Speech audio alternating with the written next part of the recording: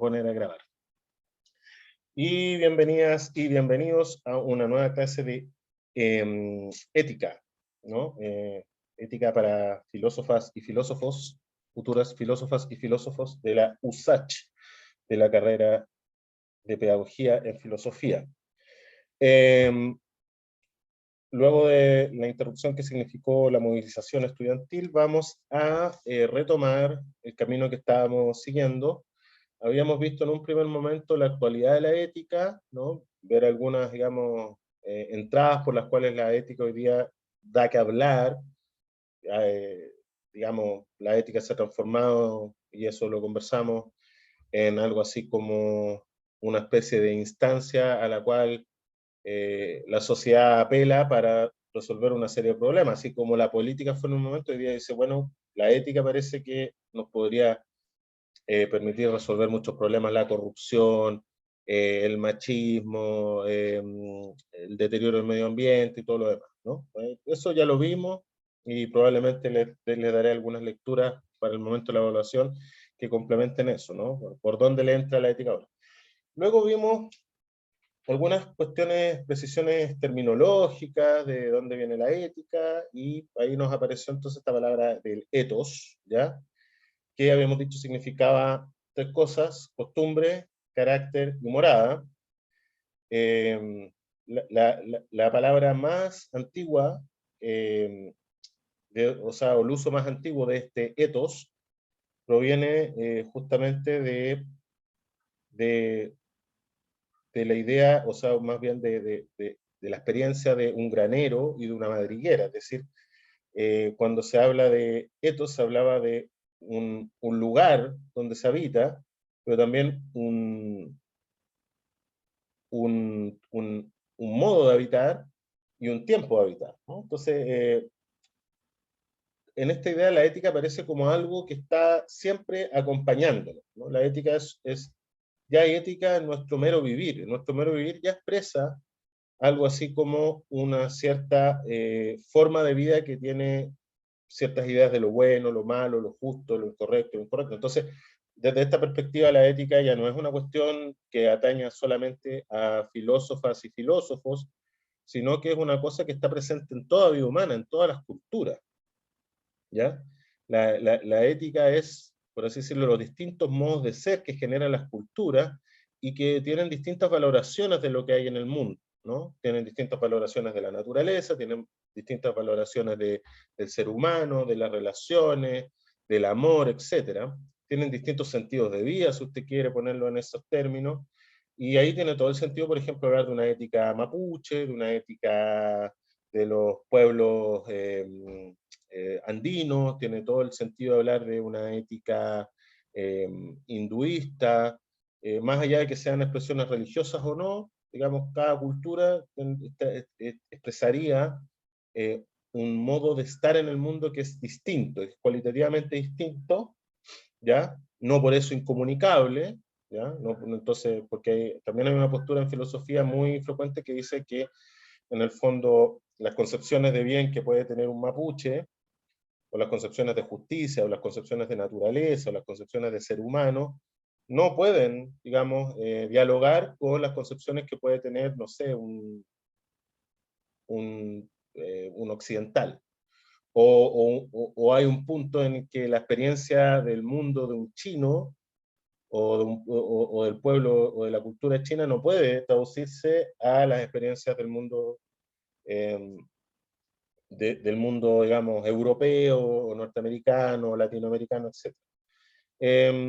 Yo en particular creo que no estoy a favor de esa tesis de la inconmensurabilidad de las culturas y sus conceptos éticos, sino que en realidad creo que hay experiencias humanas fundamentales: la muerte, el amor, la guerra, el hambre, el nacimiento, la enfermedad, y estas experiencias fundamentales son nombradas ciertamente de distintas formas, con distintas connotaciones en distintas culturas, y generan, por supuesto, formas de vida distintas, con sus colores propios, etcétera, pero eso no significa que no puedan dialogar entre ellas, que no pueda haber entendimiento intercultural, ¿ya? Pero bueno, sin irnos a ese terreno que tiene que ver más bien con, con la discusión contemporánea, la palabra ética entonces viene de ethos, que significaba morada, una morada, un lugar donde se vive, donde se habita un tiempo, un espacio, una relación con el mundo específica.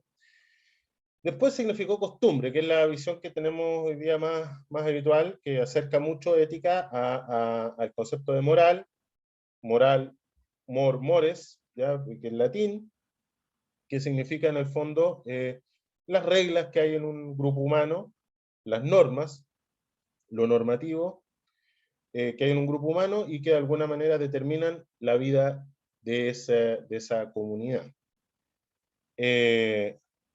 La, la norma moral sí hay que hacer la diferencia con lo legal, ¿ya? Es decir, a pesar de que, por ejemplo, todo el mundo antiguo que nosotros vamos a ver, no hay una diferencia porque el derecho se separa de la moral solo en la modernidad, ¿ya?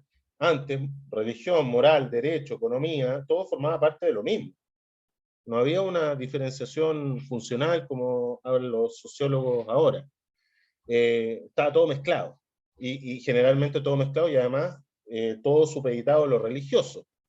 Lo religioso era el discurso que legitimaba lo económico, lo político, y por supuesto no había ninguna distinción entre normas políticas y normas sagradas o reveladas. En este caso, digamos, sí uno podría decir que las costumbres, las normas morales son una realidad previa a lo que uno modernamente conoce como las leyes que están escritas en los códigos legales, etc. Son normas, digamos, que... ¿Por qué? Porque cuando uno piensa en lo legal, piensa en la sociedad moderna que tiene un Estado, que tiene un conjunto de leyes que prohíben o permiten cosas, que está, digamos, que está, digamos, que se crean bajo un procedimiento que las legitima, y que cuando uno no las cumple, el Estado tiene un poder coercitivo que puede obligarte a cumplir las leyes. Eso, digamos, no está en el mundo antiguo, ¿ya? Eh, pero en nuestro mundo, cuando hablamos de las normas morales, hay cosas que pueden ser legales, pero que están reñidas con la moral, ¿no? Entonces, lo moral no es lo mismo que lo legal. Y finalmente aparece el término con el cual la palabra ética, por ejemplo, aparece en Ética Nicómaco, que es carácter. ¿Ya? Esto tiene que ver con ya una experiencia fundamental del pueblo griego, en la medida en que se sabe con una cierta libertad, eh, libertad pensada en el fondo que los griegos se sabían que no eran esclavos, y algunos griegos, digámoslo, no todos los griegos, sino que los griegos que eran varones, qué sé yo, que eran, que participaban en el ejército, que eran propietarios, que eran ciudadanos reconocidos, ellos eran hombres libres frente a lo que ocurría, por ejemplo, en otros reinos, como en Persia, donde el único que era libre era el rey, qué sé yo, Jerje, cualquiera de estos monarcas divinizados, ¿no? Y el resto eran súbditos nomás, no eran libres, eran una especie de esclavos en función de un rey. Los griegos se concebían de forma distinta, se concebían como miembros iguales y libres de una comunidad política, de una polis, ¿no? Y de alguna manera eso también viene con la experiencia de que también entonces las elecciones que hago en la vida van determinando mi forma de ser, van dejando huellas, van dejando marcas, van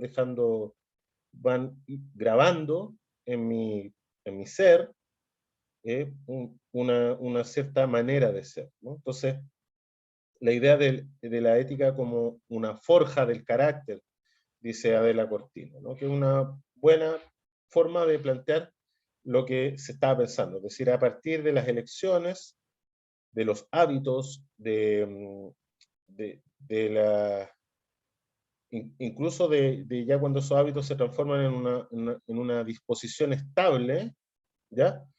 Eso va determinando lo que somos. No solamente la naturaleza, sino también esto otro que elegimos, ¿ya? Entonces, tenemos esos tres conceptos, ¿ya? Ética como moral, ética como carácter y ética como costumbre. Y lo que habíamos señalado nosotros es que Em, la, la ética em, en la historia, por lo menos en la historia de Occidente, no nos vamos a meternos qué pasa en Oriente, porque también hay un desarrollo ético en China, en India, en otras civilizaciones, pero el desarrollo de la ética, uno podría contar su historia en términos de que hay un momento en que se abre un horizonte, ¿ya? Que se abre a partir de ciertos conceptos fundamentales, se abre una gama de posibilidades contenidas en esos conceptos fundamentales. Esa gama de posibilidades, por ejemplo, abarca desde, no sé, en los griegos, desde el cinismo de Diógenes de Sinope, que se declara eh, ciudadano del mundo, que está contra las normas convencionales, que habla de que hay que vivir en función de la naturaleza, etcétera, hasta, no sé, un Aristóteles que plantea que la forma de vida más alta es la del filósofo, que piensa que el ser humano es un animal político y que lo primordial es que el individuo se constituya en ciudadano. Hay una, tal los epicuros, pero todas esas son posibilidades que se abren dentro de un horizonte que tiene su punto de origen y tiene también un momento que entra en crisis, y de esa crisis va a emerger, por supuesto, un nuevo horizonte, que va a ser el horizonte de la época contemporánea, o sea, de la época moderna, que va a ser lo mismo, va a abrir una serie de posibilidades, la ética de Spinoza, de Hume, de Kant, etc.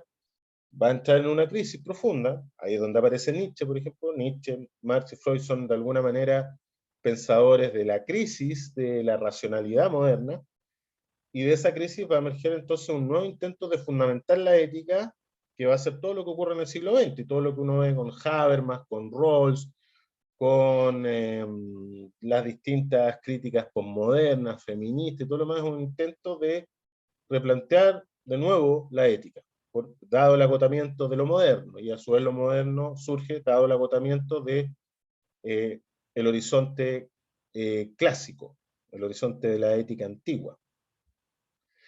Entonces uno podría distinguir también así, en modo muy grueso, que hay éticas de la era del ser, hay éticas de la era de la conciencia y hay éticas de la era del lenguaje.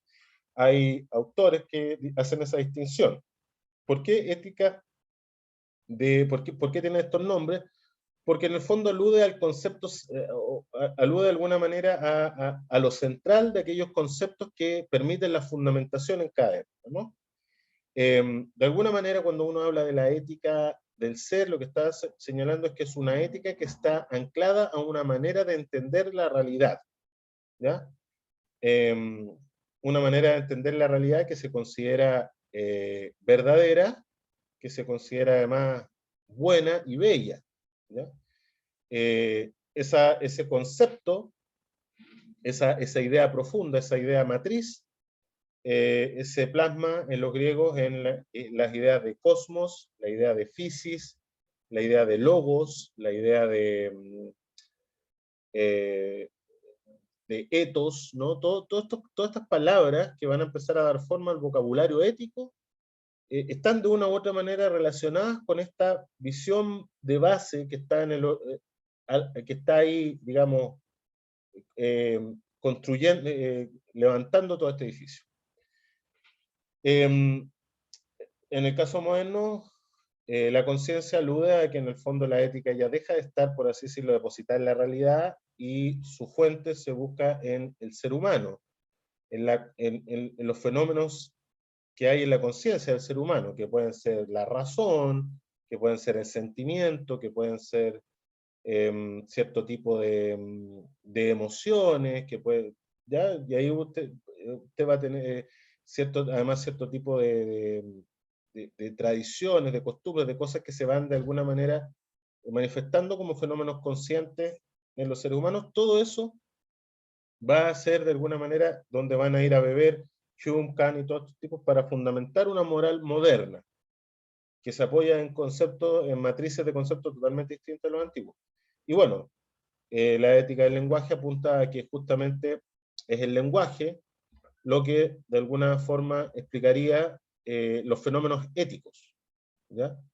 Y toda y lo que antes se explicaba en términos de qué es una naturaleza, las cosas que funcionan así, o después qué es la razón que hay detrás de todas las cosas que funcionan así, bueno, después creemos que estos son fenómenos que se dan en el lenguaje a través de distintos mecanismos, y todos los autores contemporáneos, Heidegger, Wittgenstein, Habermas, van a enfatizar mucho la importancia del lenguaje para, a la hora de constituir una cierta concepción ética. ¿Ya? Eso.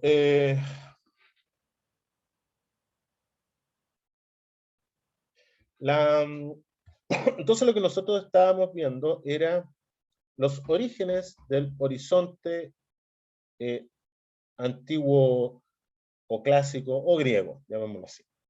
Y nos vamos a concentrar inmediatamente, yo creo, la próxima semana en Aristóteles, porque Aristóteles viene a ser una síntesis de todo ese proceso, ¿ya? En Aristóteles está contenido, por así decirlo, una larga historia en la que se fueron articulando un montón de conceptos que hoy día son claves para que nosotros podamos pensar en términos éticos, como por ejemplo el concepto de bien, agatos, que se decía en griego, el concepto de justicia, diké o dikaiosine, no sé, el concepto de virtud, arete, el concepto de, bueno, yo diría prácticamente cualquier concepto hoy día básico de la ética. Si uno va a la raíz se va a encontrar con que es griego, y si uno investiga esa raíz se va a dar cuenta de que ya están muchos de ellos manifestados en las primeras obras donde uno ya encuentra una reflexión sobre la condición humana, y esas son obras que pertenecen a lo mítico, ¿ya? En particular, los poemas de Hesíodo y Homero, ¿ya? Entonces, aquí se configura lo que uno podría llamar una moral heroica, una moral en la que no es una moral donde uno abre un libro y tiene una serie de definiciones, de conceptos, ni tampoco una moral de tipo uno abre un libro y donde tiene recetas de cómo ser una buena mujer, un buen padre de familia, un buen hijo, etc. Tampoco es eso, sino que son historias en las que de alguna manera los personajes principales expresan ideales de cómo debe ser vivida la vida humana, ¿ya? Y en este sentido, entonces, estábamos viendo un poquito la figura de Aquiles, ¿ya? De Aquiles, que expresaba eh, una serie de ideales de la sociedad griega arcaica. Ideales que pertenecían, por supuesto, a los grupos poderosos de la época, que eran un conjunto de familias organizadas en tribus, que tenían, cada una, digamos, estaba representada por un señor guerrero, ¿ya? Un señor que era al mismo tiempo padre, familia, ciudadano, guerrero, qué sé yo, que por supuesto tenía, manejaba un grupo de esclavos que estaban a su haber, de gente, digamos, de gente que les pagaba y qué sé yo, pero tenía un grupo, digamos, un séquito, ¿ya? Y estos señores, digamos, se juntaban se hacían reuniones, tomaban decisiones de qué es lo que se hacía en la ciudad, iban a la guerra, etc. ¿No? Este mundo arcaico está retratado en los poemas de Homero y Hesíodo, y este mundo arcaico tenía su ética, y esa ética presentaba los valores, o por así decirlo, la ideología de estas clases que tenían el poder en esa época. ¿Ya? Eso, digamos, para decir como un principio. Ahora, lo que nosotros habíamos sostenido es que si uno va más allá, ¿ya? Si uno va más allá, incluso de los mitos contenidos en la Ilíada y en la Odisea, se va a dar cuenta que los conceptos, la mirada fundamental del mundo que está contenida ahí, ya estaba contenida incluso en pueblos más antiguos, incluso en pueblos que están antes, o que son los pueblos que están previos al Neolítico, los pueblos indoeuropeos. Entonces nosotros, lo que habíamos hecho nosotras y nosotros era remontarnos hacia esa larga historia,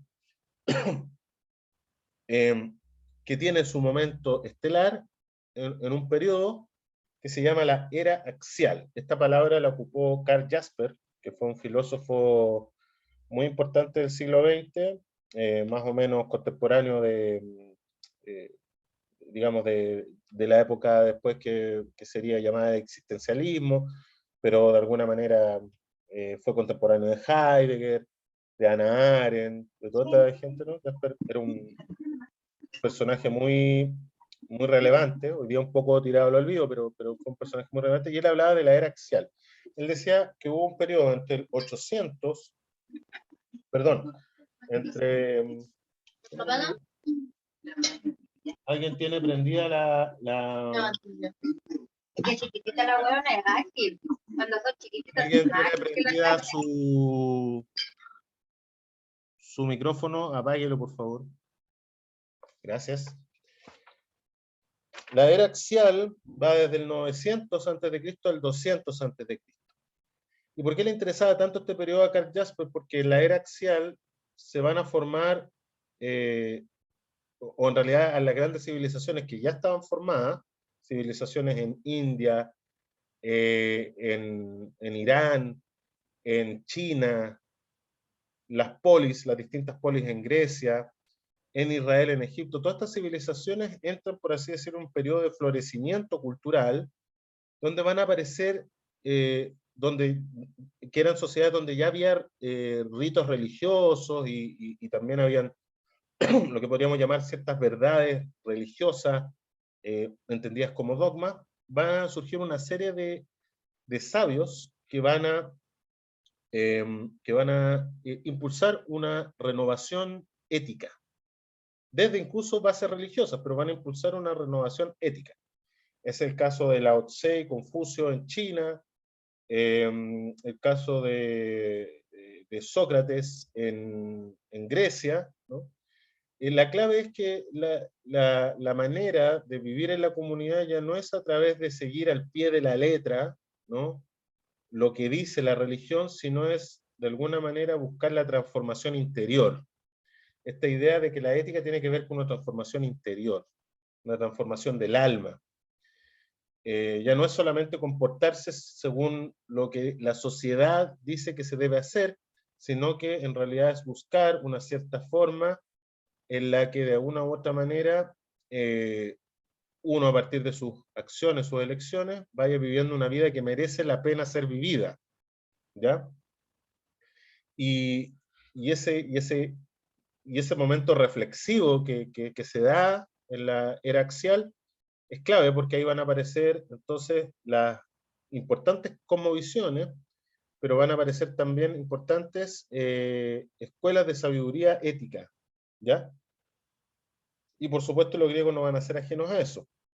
Ahora, el periodo un poco previo a Sócrates es justamente el periodo este donde tenemos esta sociedad arcaica griega cuya visión de mundo estaba plasmada en estos mitos, ¿ya?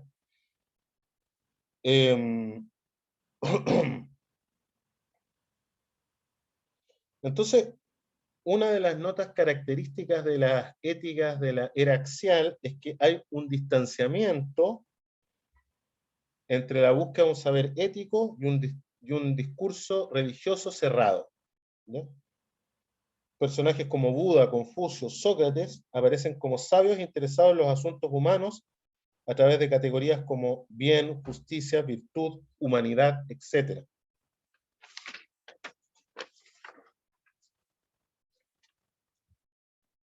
Los discursos religiosos duros juegan un papel muy relevante en sus apuestas éticas, aunque eso no significa que no haya una búsqueda de trascendencia.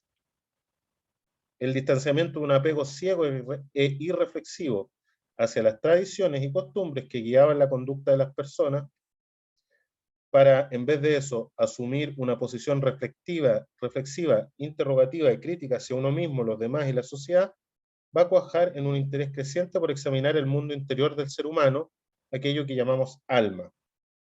Este es el sentido profundo de la enseñanza socrática del conócete a ti mismo y de su famosa frase, una vida no examinada no merece la pena vivirla. Entonces, eso, digamos, lo primero relevante. En la era axial, y en estas civilizaciones, mencionamos aquí Buda, Confucio y todo, se produce entonces un creciente interés por lo humano y por lo interior del humano, ¿no? Sócrates es muy representativo de esa actitud, porque incluso Sócrates decía que no le interesaban las cosas de la naturaleza por sí mismas, sino en tanto afectaban al ser humano. Y lo que en primer lugar era importante para Sócrates era lo que ocurría dentro de la ciudad, porque la ciudad, en la polis, era donde se jugaba el destino del humano. No estaba en los cielos estrellados, no estaba en eso, que obviamente tenía influencia, por supuesto, pero lo verdaderamente humano se la juega en el ámbito de lo urbano, de la polis, ¿ya? Es el espacio propiamente humano. Y esa tesis ustedes la van a ver después en Aristóteles cuando dice el ser humano es un animal político. Cuando está diciendo es un animal político, no está diciendo que es un animal sediento de poder político, lo que está diciendo es que es un animal de polis, es un animal que vive en la polis, como uno puede decir, un, un mono aullador es un animal de selva, el ser humano es un animal de polis, ¿ya? Es un animal que vive en una polis.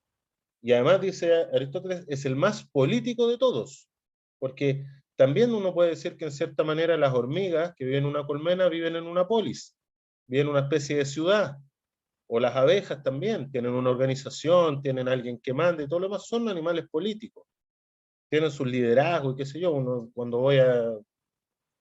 bueno, ustedes saben, yo no soy una generación, me llevaron al zoológico siempre y no había nada de malo, entonces yo iba al zoológico y veía, por ejemplo, a los monos de poto colorado, y los monos de poto colorado se subían en un cerro, entonces arriba estaba el viejo que miraba a todos, digamos, los demás, y cuando los chicos se portaban mal iba y como los reprimía, y había toda una jerarquía, ¿no? Entonces Aristóteles había dicho, bueno, estos animales también son políticos, pero el ser humano es más político de todos. ¿Por qué? Porque tiene lenguaje, eso lo dice en la política, ¿no? Tiene lenguaje, y no solamente emite sonidos, sino lo que hace el ser humano es, con ese lenguaje, nombrar lo bueno y lo malo, lo correcto y lo incorrecto, lo justo y lo justo. Es decir, ese lenguaje le sirve para tener una visión del mundo ética, que además la comparte con los demás. Es decir, no es solamente mis preferencias éticas, sino que es la manera en la cual, junto con otros, veo el mundo de una determinada manera. Entonces, digamos, Aristóteles viene a hacer una suerte viene a recoger todo este largo movimiento que hay de vuelco sobre un interés sobre lo humano, ¿no? Ahora, nosotras y nosotros habíamos señalado que estas civilizaciones, que podríamos llamar axiales, China, India, Irán, el Mediterráneo, provenían a su vez de pueblos indoeuropeos, y los pueblos indoeuropeos fueron capaces de, alrededor de 7.000 años antes de Cristo, de dominar el caballo y el hierro. Y con eso empezaron a esparcirse, a conquistar otros pueblos y a imponerle su cultura. Pero ¿qué cultura traían estos pueblos indoeuropeos? Traían una cultura donde la realidad estaba fundamentada, es decir, la realidad tenía su razón de ser y su causa última explicativa en una realidad divina, ¿ya? En una realidad de dioses, donde lo celestial, el cielo, lo masculino, lo espiritual, lo trascendente, era lo que gobernaba todas las cosas. Es decir, estas estos pueblos indoeuropeos portaban, primero, lo que uno podría llamar un patriarcado ancestral, ¿ya? En la que el mundo, digamos, estaba constituido por un principio masculino, ¿ya? Y por eso Zeus, y por eso, digamos, siempre la figura del varón. Y aquí, bueno, tendríamos que meternos en la antropología más profunda para ver en el fondo cómo se constituyen esas formas patriarcales de vida y si habían formas de vida matriarcales. Todo indica que sí, pero sobre todo en pueblos nómades y recolectores. Cuando se establece la agricultura, algo pasa, yo no soy antropólogo, no les puedo ayudar en eso, que se instituye, digamos, un principio patriarcal. El principio masculino se coloca sobre el principio femenino. Pero más allá de eso, que por supuesto es una cuestión que hoy día es muy importante dilucidar, pero más allá de eso, lo que hay en estos pueblos y que pasa a estas concepciones de mundo de la era axial es un pensamiento metafísico. ¿Y qué queremos decir con eso? Primero, que todo lo que existe se remite a un principio que lo explica, a una verdad absoluta. ¿Ya? Una verdad que no es algo que crea el ser humano, sino que está allá afuera, en las cosas. No hay dos principios, no hay un bien y un mal, sino que hay un puro principio y de ese principio salen todas las cosas. Eso es lo que uno podría llamar una ontología de lo uno. ¿Ya? Esta ontología de lo uno se combina con un pensamiento que describe lo que hay en el mundo fuertemente dualista o binario. Entonces todas las cosas se van a clasificar masculino, femenino, materia, forma, cuerpo, alma, toda la forma de pensamiento va a ser profundamente binaria, ¿no? Lo mejor, lo peor, lo, como digo, lo masculino, lo femenino, el cielo, la tierra, todo está estructurado en términos de oposiciones entre polos que se complementan, pero uno de esos elementos se concibe como superior al otro. ¿Ya? Esto es muy interesante para el pensamiento feminista. Si leen la introducción al segundo sexo de Simone de Beauvoir, ella hace todo un análisis respecto a esta forma de pensamiento que por supuesto ha ido históricamente en desmedro de las mujeres, porque por supuesto, digamos, si el principio que todo lo explica es masculino, entonces lo femenino viene a ser algo derivado, ¿ya? Y que no subsiste por sí mismo. ¿Ya? Entonces es siempre, por eso decía Simón de Beauvoir, la mujer siempre ha sido pensada como relativa al varón, ¿ya? Y remonta esto hasta casi esto que estamos hablando de los principios de los pueblos indoeuropeos. Esto, si quieren saber, lo investiga muy bien Enrique Dussel, un filósofo eh, latinoamericano, argentino, pero ahora radicado en México, que tiene toda una lectura, digamos, de cuáles serían los orígenes del pensamiento helénico, y a su vez el pensamiento helénico dio origen al pensamiento europeo, y por supuesto el pensamiento europeo ha dejado a todo lo que no es europeo a la sombra de la racionalidad europea. Entonces hay que conocer esta historia para poder en el fondo hacer la crítica a esta historia. Esa es más o menos la lógica de Enrique Dussel. Es mucho más peludo, pero por ahí quedamos. Entonces, bueno, tenemos esta idea y tenemos además un concepto que va a ser muy importante para los filósofos de la antigüedad griega, que es el ideal contemplativo de vida. Es decir, la forma de vida más alta es la del filósofo que se dedica a contemplar lo eterno, lo divino, lo que nunca cambia, lo que siempre es igual a sí mismo, en la realidad. En el fondo que descubre las verdades eternas, las verdades que no van a cambiar.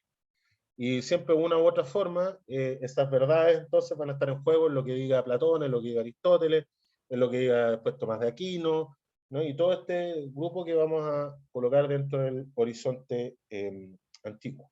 ¿Ya? Esta preferencia por lo contemplativo va a hacer que lo político quede relegado en un segundo lugar y ya lo práctico, es decir, el mundo del trabajo, el mundo de la labor y todas esas cosas van a quedar relegados en último lugar. ¿Ya? Es decir, el trabajo era para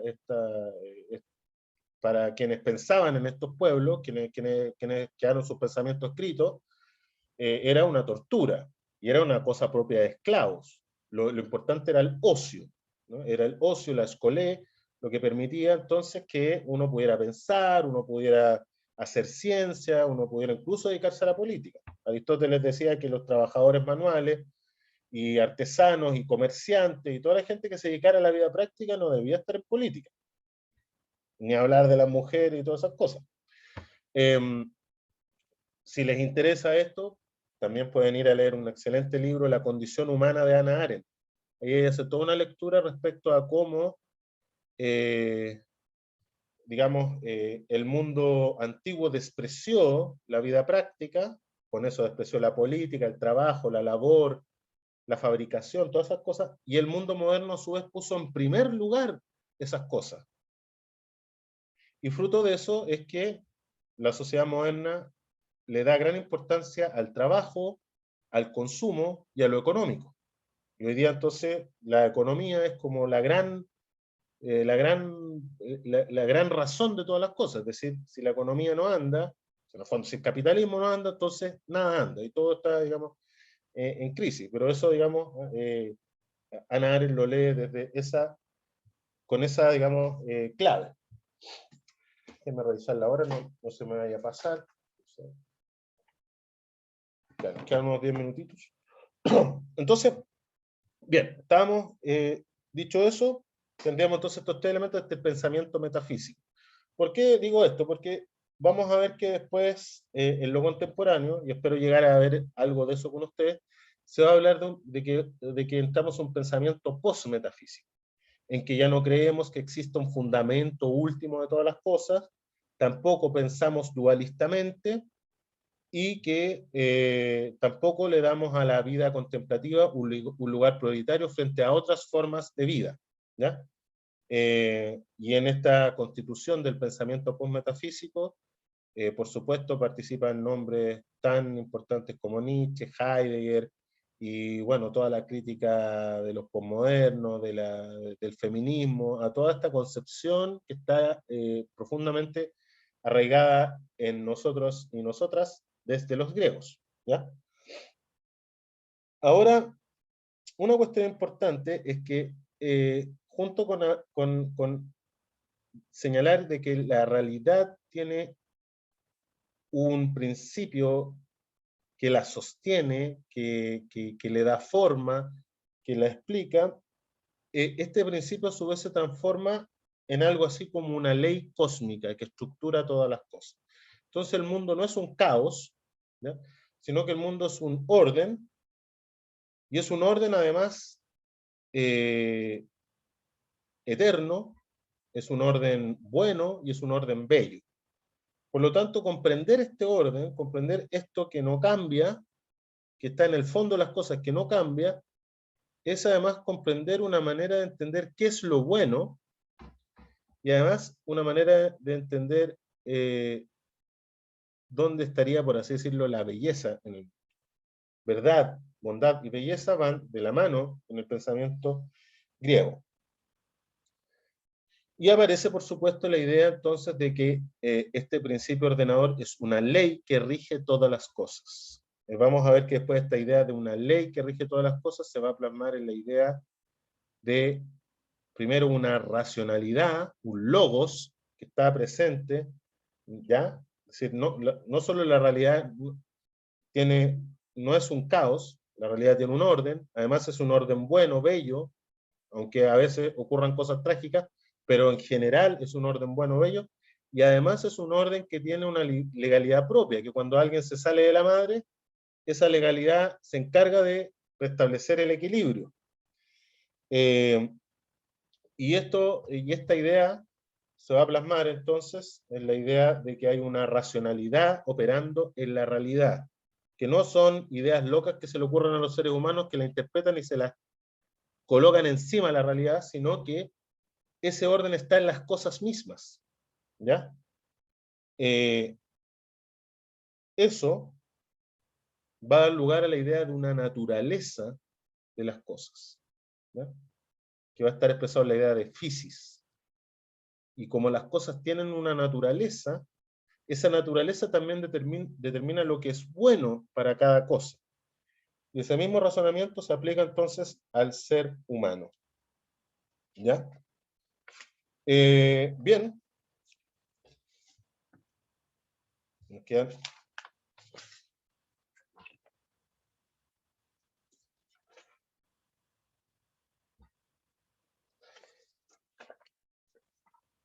Este pensamiento que les he escrito yo está presente, por supuesto, en los poemas de Homero y Hesiodo, y se empieza, digamos,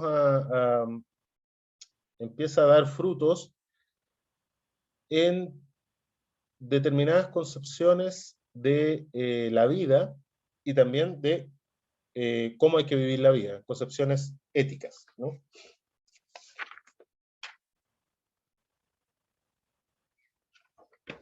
Uno podría decir que de la crisis, o sea, desde el momento en el que entra en decadencia, toda esa mirada del mundo que estaba presente en Homero y en Hesiodo, va a surgir el momento de la reflexión ética que se va a dar en los sofistas y en Sócrates, y de ahí entonces uno va a encontrar la reflexión de un Platón, la reflexión de un Aristóteles, etc. La clave del pensamiento mítico es, o la clave de la moral heroica contenida que estaba presente en la sociedad arcaica, era la ejemplaridad, es la ética a través del ejemplo, ¿ya? Entonces, ¿cómo definir qué es lo bueno, lo justo, lo santo, lo noble, lo bello, lo humano?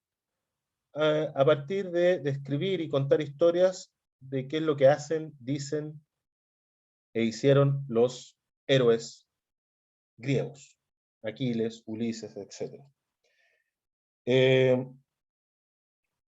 La historia de Aquiles, les explicaba yo a partir de un texto a partir de un cuadro, ¿no? Que se llama Aquiles que es Aquiles descubierto por Ulises, que es de el pintor Rubens y de Van Dyck, donde salía Aquiles vestido de mujer, descubierto por Ulises, que estaba vestido de comerciante, en, digamos, el gineceo, que era una especie de escuela de señoritas, donde habían escondido a Aquiles. ¿Por qué? Porque un oráculo había señalado que Aquiles debía evitar a toda costa ir a la guerra a Troya, porque si iba a ir a la guerra a Troya iba a morir. Su madre, que lo quería mucho, que es Tetis, lo mete entonces, lo esconde ahí, pero el mismo oráculo le había dicho a los griegos que solo iban a ganar la guerra de Troya si contaban con la presencia de Aquiles. Por lo tanto, Ulises se las ingenia para descubrir dónde está Aquiles y lo va a buscar,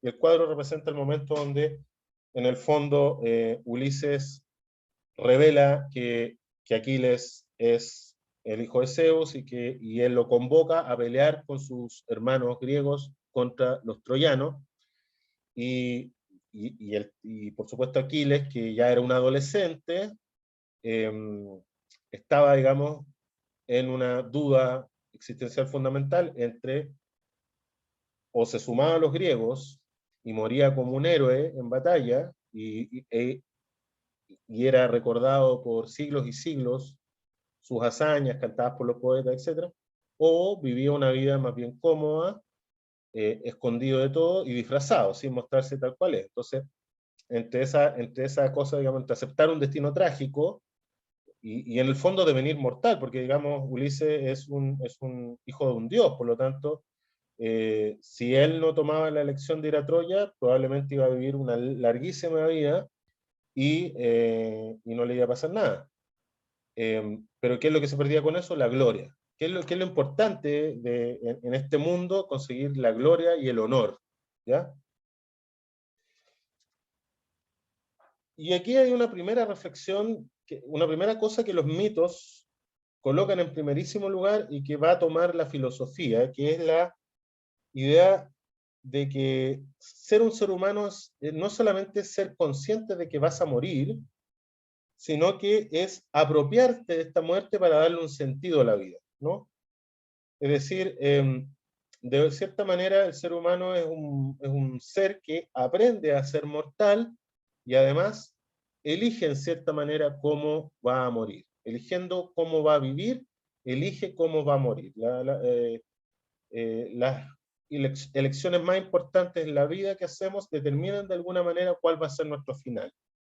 Y lo que me interesaba, por supuesto, a los griegos, como tenía que ver con la memoria de los pueblos, era que el final, digamos, fuese una suma de importantes hazañas que fueran recordadas por nuestra comunidad. ¿Ya? Ahora, Aquiles se da cuenta, cuando toma la decisión de ir a pelear con los griegos, entonces es que el ser humano solo encuentra su verdadero sitio en la polis. ¿Ya? Y la polis es un espacio de los seres humanos. Los seres humanos son seres mortales, los dioses son inmortales. Los seres humanos son mortales. ¿Ya? Son mortales y nadie vive, por así decirlo, en la singularidad, sino que todos son uno más de una colectividad, es una ateniense más. ¿Ya? Y esta vida en la comunidad significa también de que, como soy simplemente uno más, otro griego más, ¿ya? El mundo no está allí para cumplir mis deseos, ¿ya? Sino que yo debo adaptarme al mundo. Y en ese adaptarme al mundo también tengo que adaptarme a una comunidad y de alguna manera ser reconocido por esa comunidad. Aquí ya estamos viendo uno de los grandes temas de la ética, que es la ética, que es el tema del reconocimiento. Es decir, algo se juega en la ética en la medida en que uno, al realizar ciertas acciones, al tener cierta actitud y todo, es reconocido, visto como un igual, como un ser libre, incluso como un ser humano por otros seres humanos. La ética tendría que ver con los patrones en los cuales nosotros nos reconocemos unos a otros, unas a otras, como parte de una humanidad. ¿Ya? Lo, lo ético entonces empieza a manifestarse aquí a través de estos héroes como una cierta capacidad de poseer virtudes. ¿Ya? La palabra virtud se dice arete en griego. ¿Ya? ¿Qué son las virtudes? Son un conjunto de actitudes, hábitos, acciones que son las encarnaciones de los valores de una sociedad. ¿Ya? Las virtudes son las encarnaciones de los valores de una sociedad. ¿Ya? Y se expresan, como señalábamos, en acciones, en gestos, en qué sé yo, también en bienes, en dones, en ciertas capacidades intelectuales, morales, incluso en ciertas cosas que podríamos llamar parte de la fortuna, etc. El héroe era una reunión de virtudes. ¿Sí? La astucia, la valentía, la generosidad. Y lo que vamos a ver es que después de estas virtudes, la filosofía las va a convertir en virtudes, pero ya no solo para héroes, sino que para cualquier ciudadano de a pie de una ciudad griega. No vamos a decir para todo el mundo, porque la ética cosmopolita es una cuestión muy relevante, pero que va a aparecer en algunos filósofos nomás, en Diógenes de Sinope, ¿ya? Pero en general Aristóteles pensaba en el fondo cómo tenía que ser el comportamiento de un griego, ¿ya? De un tipo que hablaba griego y todo lo demás. Nos interesaba cómo vivían los persas y los demás, porque eso para él no era vida humana. Solamente la vida humana, propiamente humana, era la que se daba en Grecia, en el marco de la polis. Entonces, los griegos se educaron viendo a estos relatos que mostraban a los héroes como una síntesis de estas virtudes que son los valores propios de una época. ¿Ya? Esta, esta reunión de valores hacía que estos individuos se colocaran por encima de los demás, que fueran entonces no solamente excelentes, sino que fueran además los mejores. Y, pero en cierta manera también semejantes. O sea, la gracia de la virtud del héroe es que es alguien que tiene muchos elementos que se parecen a como soy yo, un ser para nada heroico, pero que sin embargo, siendo él tal como yo, quizás de mi misma altura, con ponchera, con no sé qué, pero comete actos heroicos. Es decir, hay algo en su carácter que lo distingue y que lo coloca por encima de los demás. Por eso Nietzsche habla de que esta es una ética de la distancia, porque separa a aquellos que son considerados los mejores respecto de aquellos que son considerados peores. La palabra peor era kakoi o kakos, que significa malo, ¿ya? Ser malo era ser parte de la masa, el no distinguirse. Y lo bueno, la moral heroica, Agathos era el que era capaz de mostrar que estaba por encima de los demás por realizar acciones virtuosas.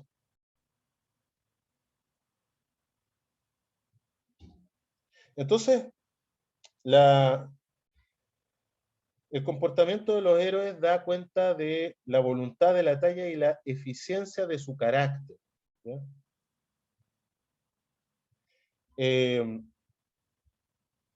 Y pasa algo especial con los héroes. Estamos en la hora. Denme un minutito para cerrar y nos vamos. Pasa algo especial con los héroes de que muchos de ellos tienen la capacidad de romper ciertas reglas, de violar las costumbres, ¿ya? Pero justamente porque no se someten a las mismas reglas que todos, ¿ya? No rinden cuenta a nadie y son de cierta manera individuos soberanos de sí mismos, que no era el caso para todos los griegos de la época. Los héroes expresan una cierta idea de soberanía, de dominio sobre sí mismos. No son omnipotentes, porque es lo que les va a pasar a los héroes, Aquiles y todos, que van a ser presas también del destino, y muchas veces lo que les va a pasar no lo van a poder controlar, y solo van a tener su carácter para enfrentar las adversidades. Esto se ve muy bien con Ulises, ¿ya? Pero sin embargo este carácter le da una cierta capacidad de tener un cierto dominio sobre sí mismo, una cierta soberanía, que no era lo habitual para todos los griegos de la época, que simplemente se dedicaban a seguir las reglas establecidas, ¿ya? A ser uno más del montón. Bien, vamos a dejarlo hasta aquí para no pasarme de la hora. Hasta aquí, ¿les queda más o menos claro el cuento? ¿Logré volver a colocarlos al día de lo que estamos viendo?